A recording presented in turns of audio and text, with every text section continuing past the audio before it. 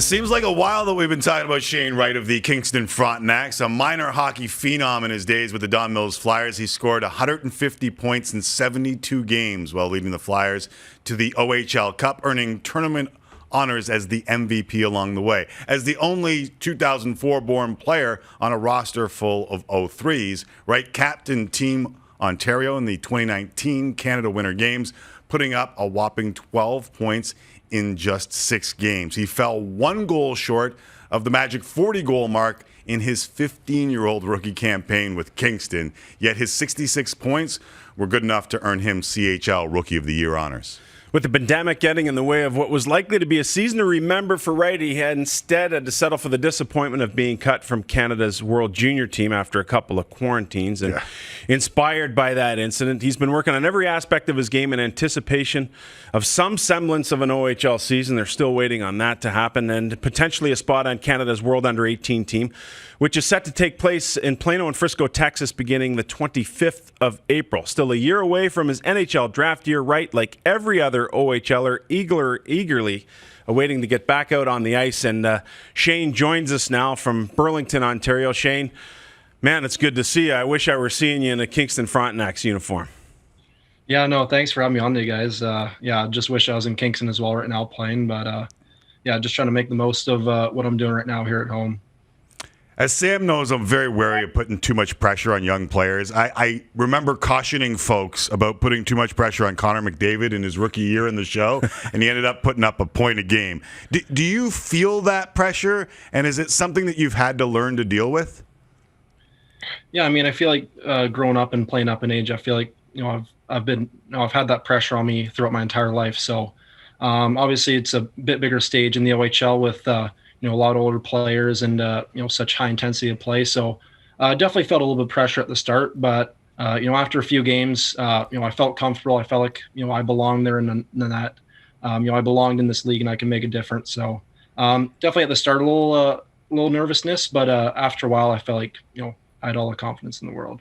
Well, it's funny because your splits indicate that. I mean, you look at your second half of the final 23 games, put up 34 points. And, I was talking to Andre Tourigny, made mention of Shane Wright and being invited to Canada's World Junior Camp. And he said, well, the cool thing for me was just watching it from the start of the year. Coaching in Ottawa, I was able to see Shane play throughout the course of the season and watch him grow as a player to the point where you definitely earn that honor. But I want to talk about that experience a little bit because there's no player who's at the top of his game, Shane, that doesn't go through a little bit of adversity. And I think about the adversity of what happened at Canada's World Junior Camp. When you go there, you have to quarantine a couple of times. You come out of the quarantine, and then you get sent home. What did you take from that experience, and how has that inspired you and what you've done from that time to now?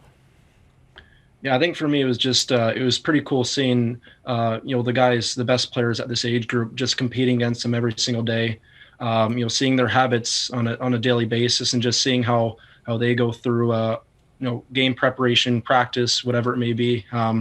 I was lucky enough to have Bowen Byram, Colorado, as my roommate. He was a huge guy that I really looked up to and really wanted to model after because he's a leader. He did everything right. His work ethic was second to none. And it was just really interesting for me to see what it takes and the level of play it's going to be at the next level because those guys are where I want to be in the future. So I'm just really looking forward to it and just trying to get there as soon as possible. So when the OHL season ends last year to now, I mean, you're basically a year without a game. Are you just itching to get back on the ice and compete in an actual game? Yeah, I am. I mean, trying to do as many little games as I can during practices and stuff. But there's nothing like playing an actual game. And obviously, like you said, I haven't played a game in over a year. And it sucks for me being a really competitive guy. I love playing. I love competing. So it's killing me being off the ice and not being able to play for this long. You look at the graphic here and you see Connor Bedard. He's had the opportunity to play. I know you guys have shared a couple of moments together, but when you look at that list and your name mentioned in the middle of that list, what does that make you feel like? And have you had the opportunity to check in on Connor and what he's done so far in Regina? Yeah, I mean, obviously it's an incredible list of unbelievable players. And just to have my name a part of that is unbelievable. And we see what the futures and you see the careers those guys have had, and it's just unbelievable to have my name in that conversation. And obviously, Connor's been playing so well at the start of the year. He's definitely, deserving of the exceptional status, and he's fitting right into that league. So, really excited to see what his future looks like as well. I asked a couple people about your game, and they tell me the kid does everything, and it's not cheating for offense. Like, it's offense, it's defense, and that you bring it every single game. Is that what you're trying to do, and where does that come from? Because I've seen a lot of stars at your age just kind of hang out by the blue line. Be okay with it. Start out on the break a little too early. Like, where does that come from for you? I think just always been kind of the way I play the game.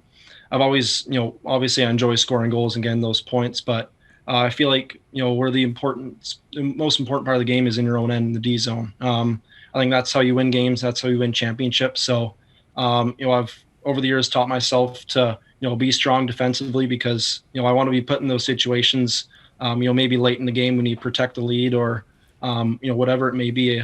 I want to play in those big game situations. And I want to be trusted by my coaches to go out there and protect a lead or score a goal for my team. Is there a player or a couple of players that you really like to watch or even pattern your game after? Yeah, there's a few guys. I like Matt Barzal on the Islanders. He's such a smart player. He thinks the game at such a high level, makes his teammates better, and he's a really fun guy to watch. And then growing up, I was always a huge Sidney Crosby fan. Olympic gold medals, Stanley Cups, you name it, he's won it. He's such a good leader. He's a role model, and he makes his teammates better. And he's a guy that I really look up to, and I really love watching, and just try to model myself after as well. A little bit more of an NHL connection. Your head coach, whenever you start play, will be Paul McFarland with his coaching experience in the National Hockey League. What's it been like getting to know Paul, I guess, through Zoom to this point, and what are your expectations of you and him gelling together with Kingston? Yeah, I mean, Paul is such a good coach. You can tell he's has such intelligence for the game, and he's really intense, and he wants to win. He wants to win now, and I think that really goes along well with my attitude and the way I think. I'm a really competitive person. I like to win as well, and I think Paul's going to be a really good coach for us, and I think he's really going to help us out in Kingston. And I'm just looking forward to getting going under him. I got a few good friends in the league, and one of them told me that your teammates in Kingston said that you needed to be a part of the leadership group, and you ended up with an assistant captain on the jersey at that age, at 15. What did it mean to you to get that A? Yeah, I mean, obviously it's such a huge honor to be named assistant captain. I feel like wherever I go, I always try to be a leader. I always try to lead by example. My work ethic, and try to speak out as well. You don't really need an A or a C on your jersey to be a leader. I don't think it's necessary. I think anybody could be a leader. But just to get that recognition from my teammates and get that recognition from my coaches was a huge honor, and it really really boosted my confidence as well. Yeah. Awesome. Shane, listen, we really appreciate you taking the time to join Tim and I. Can't wait to get to see you back out on the ice, maybe with Canada at the under-18s. Might be the next opportunity to do so. But all the best, man. You're talking to one of the great ones. Yeah. Thanks, Shane. Appreciate it. Yeah, thank you guys for having me on today. Appreciate it.